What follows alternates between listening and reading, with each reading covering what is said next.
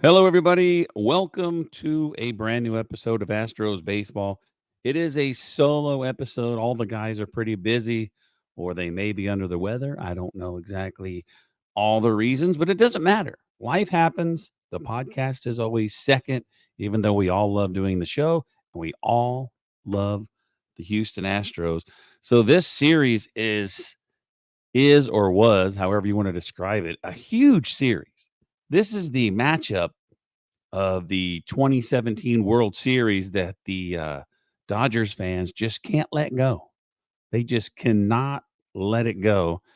And they came out in full force. There was a lot of them. I didn't really notice them on TV, but there was a lot of them I saw on social media, like marching to the stadium. There's like over 500 of them. But I mean, did these guys travel or were they Houstonians who just happened to like the Astros? I don't know, but it was a really great series. In game one, the Astros shut them out.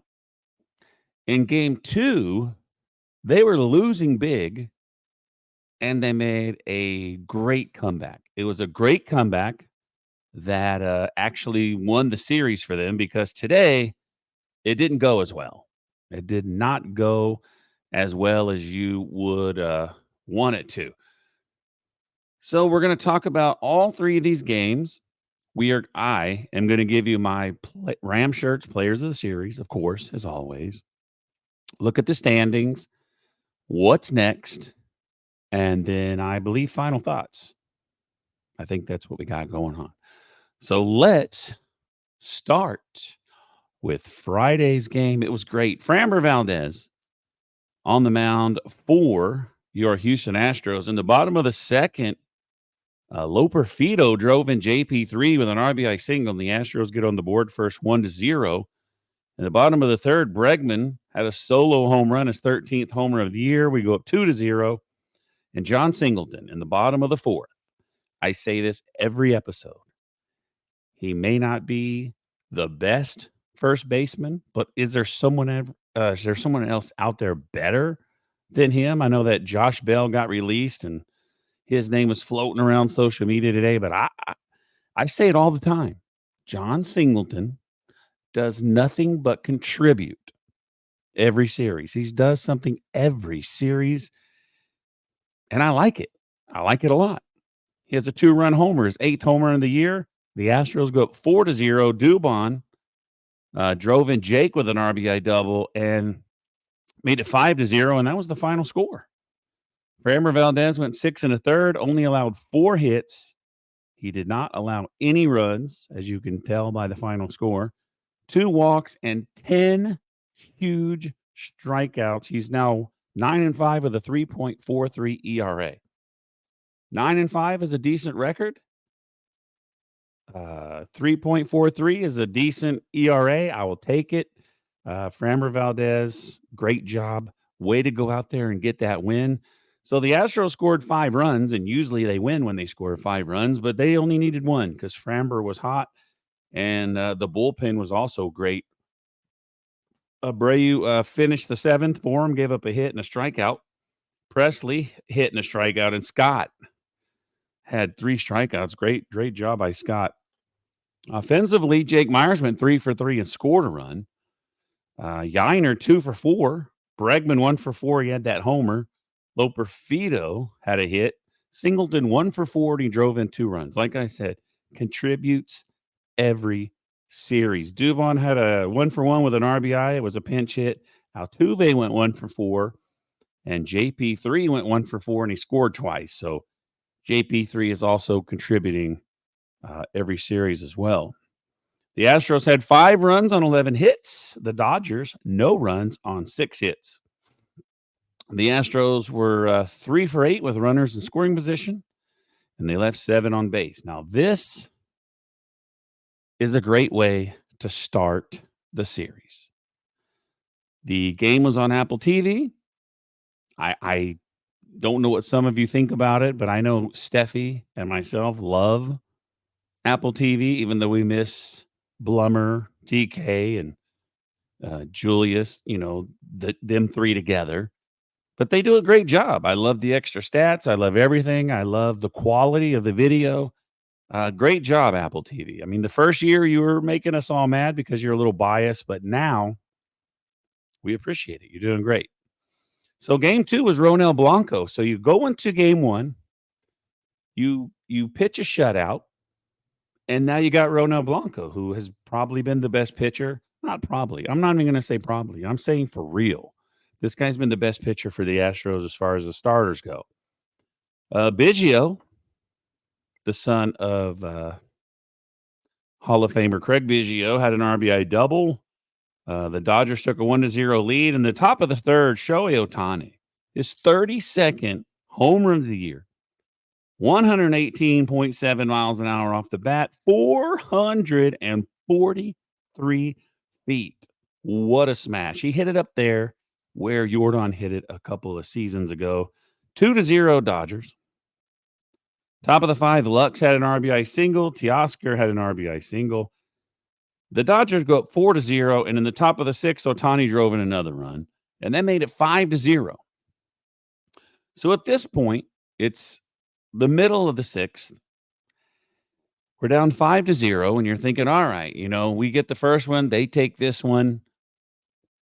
It's okay, but the Astros fought back. Bottom of the 6th, the Astros turned it on. Yiner had an RBI single, drove in Chaz.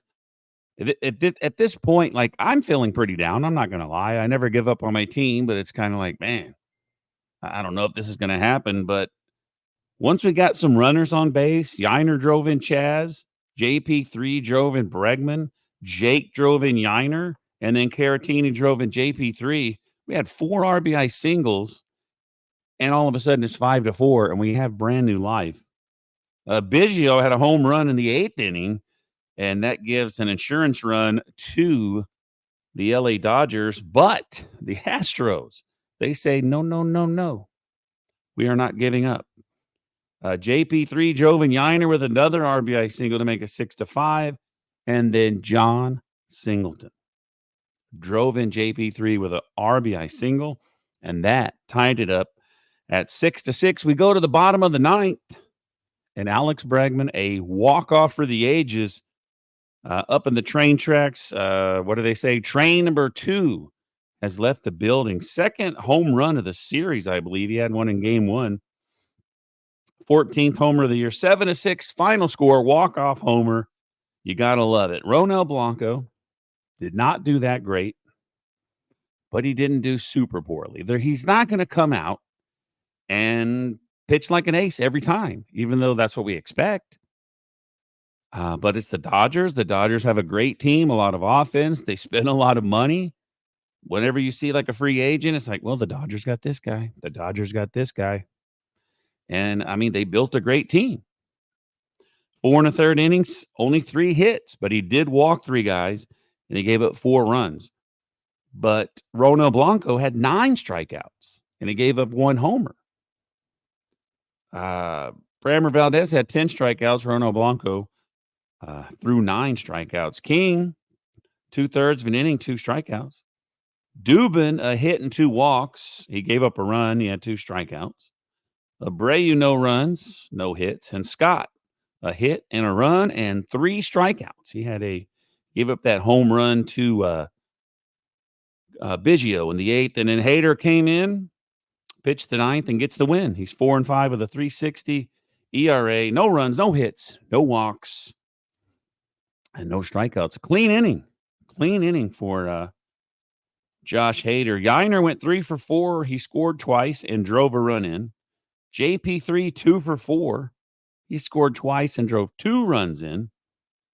Alex Bregman, 1 for 5, and he had the shot heard around the world. Altuve, 1 for 4. Jordan, 1 for 4. John Singleton, 1 for 4, but he made it count. Drove in a run. And then Chaz went 1 for 3.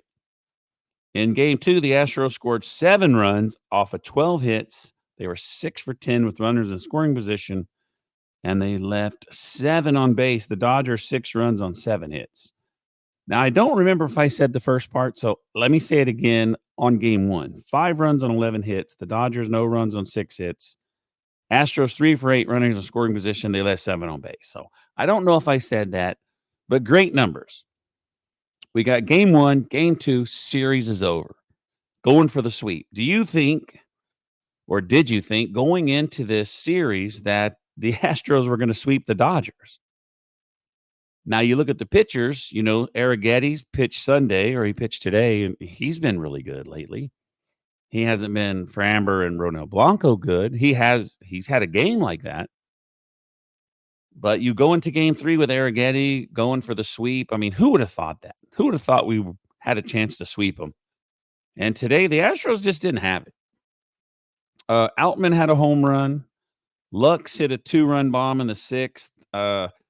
Arrigetti retired 13 of the first 15 batters faced before he started giving up some runs. He gave up 2 home runs, so it's 3-0 after 6. But Yainer Diaz had a 2-run homer. He brought in Altuve, and that made it 3-2. So the Astros aren't out of it yet. We go to the top of the 8th. It's still 3-2, but Teoscar Hernandez had a home run, 22nd home run of the year for him. That's 4-2, and then Biggio drives in another run with a RBI single. That's 5-2, and top of the 9th, Hayward had a sac fly. 6-2, that's the final. The Astros unable to get the sweep, but Arrigetti, hats off to Arrigetti, going 6. 6 innings, 4 hits, 3 runs, 2 walks, and 8 strikeouts. 10 strikeouts, 9 strikeouts, 8 strikeouts. Great job by the pitching staff. And I think it was 6 innings, 6 1/3. They all got over 6, I want to say. Let me look at my notes. I got to look at my notes. Framber, 6 1/3. Blanco, 4 1/3. See, I'm wrong. I just said it, and I already forgot it. But great job by Arrigetti. Very good job. But he just gave up some long balls there in the 5th and the 6th, and that was a little too much. He is now 4-9 with a 5.58 ERA. So close, so close. Magic Man, 2/3 of an inning, no runs. Brian King, 1/3 of an inning, 2 hits and 2 runs. One of the worst outings for Brian King. Dubin, a hit, a walk, and a strikeout. And then Montero, 2 walks, a hit, and a run. His ERA is 4.70. There's a lot of people bad-mouthing Montero. And someone posted this. Last 15 games, 12 2/3 innings, 17 hits, 13 runs, 10 walks, only 5 strikeouts, 8.57 ERA, 2.13 whip. This dude is allowing over 2 base runners an inning. I don't know what they're going to do, but I got a little bit coming up on the bullpen with a little bit of news at the end. So anyway, let's keep going here. That's it. Offensively, Yainer went 1 for 4 and drove in 2. Altuve 2 for 4. I can't remember the exact number, but they showed it on the game today. Altuve is tied for second in Major League Baseball with 2 hit games. John Singleton 1 for 4. They were the only 3 Astros with hits today. Yainer Diaz, Altuve, and John Singleton. The Astros 2 runs on 4 hits, their worst offensive production of the weekend. 1 for 10 runners in scoring position. That's horrible, and 4 left on base. Now, if you're like me and you were watching today's game and we're losing, I want to say 5-2. And I saw some highlights of, I can't even think of the guy's name, the guy that did the crybaby meme. Joe Kelly. He was jawing at people, and, I kind of thought, and I want to say Kershaw said something. I hate going to Houston because they have the 2 rings outside, and he hates seeing the championship rings because it reminds him of a stolen championship or something. But anyway, like when Joe Kelly went in there, I'm not kidding you. Like, I started recording it because I totally thought that Joe Kelly might plunk somebody. He did lose his grip on a changeup and throw it behind Jordan, but I think the first pitch he threw was high and inside, but not like brush you off high and inside, and then a changeup got away from him. But anyway, I digress. That's it. We lose 6-2, but we win the series. Now, it's always sweeter when you clinch the series on Sunday. And it kinda has a bad taste in your mouth when you lose on Sunday. But hopefully you don't feel that way. I don't feel that way because, we were gonna lose, and I was like, "Alright, we won the series." You gotta win series. You keep winning series and keep winning series, and you'll be in first place, and more on that later because 'cause we're winning series. Like I said, the Dodgers a powerhouse in the National League. Shohei Ohtani, tons of people, tons of money spent, and we took the series against them. So, we will take a quick break, and when I come back, I keep saying we because 'cause I'm used to it, but when I come back, I am gonna give you my Ram Shirts players of the series. Be right back, folks. All right, we're back, or I'm back. I keep saying it. I'm sorry. Let's keep going. All right, so my pitcher, I'm going with Framber Valdez. 6 and a third, 4 hits, no runs, and 10 strikeouts. I think that's a given. I think Arrighetti got close, but not as close. You go 6 and a third and you don't allow any runs, and you have 10 strikeouts, you're the pitcher of the series pretty easily. Position player. I'll tell you this. This was my thought, folks. This was my thought. When Alex Bregman had the walk-off on Saturday, I was thinking, player of the series right there, baby. He just wrapped it up with that walk-off. Now, if that's enough for you to give him the player of the series, what are you thinking while you're listening? Who do you think is the player of the series? Do you think it's Bregman? I don't have Bregman, though. I don't know if this is shocking, but I'm going to tell you who I got here on for my Ram Shirts offensive player of the series. A little slow with the banners. Sorry about that. This player went 2 for 4, 3 for 4, and 1 for 4. He went 6 for 12, drove in 3 runs, got a hit in every game, got an RBI in 2 of the 3 games, 6 for 12 with 3 RBI. It's Yainer Diaz. That's my MVP. That is my position player of the series. I hit every game, 6 for 12. He hit 500 with 3 RBIs. That's Wally language. I gave you the average just because the math was easy, but I didn't write it down. And I saw this little tidbit before I came on the show. Yainer Diaz is the average leader, the leader in batting average for catchers in Major League Baseball with 289. And he's the Ram Shirts position player of the series. So congrats to Yainer. And my Coach Rose winner. This guy went 1 for 4, drove in 2 runs, 1 for 4, drove in a run, and then he went 1 for 4 again. Contribute. That has got to let you know who I'm picking. Mr. Contributor, 3 for 12, 2 runs batted in, John Singleton. That is my Coach Rose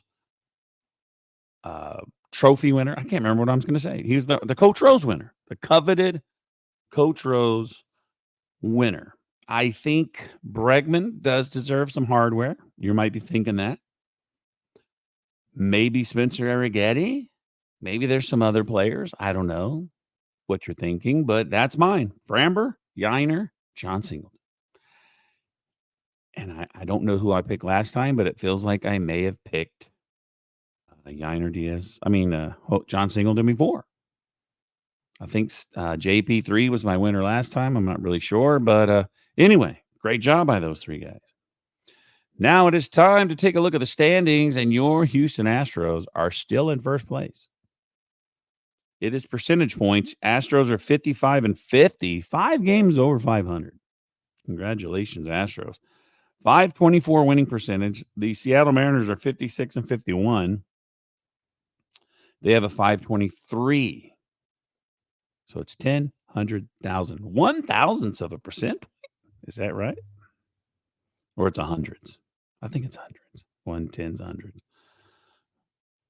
And then Texas 4.5 behind, the Angels 9.5 behind, and Oakland A's 12.5 behind. All right, next up is the Pittsburgh Pirates 53-52.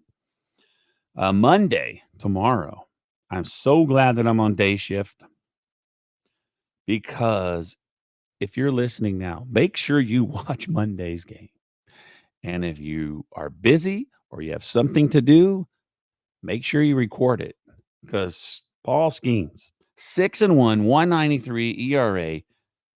This guy's a stud. This guy, I believe he's a rookie. I'm like 99.9% sure that he's a rookie. He was the All-Star game starter, 1.93 ERA. This guy's a stud. And we get to watch him. Unfortunately, we have Bloss on the mound. He's 0-1 with a 6.94 ERA. Tuesday, we got Hunter Brown, 9-6 with a 4.00 ERA, and the Pirates have to be determined.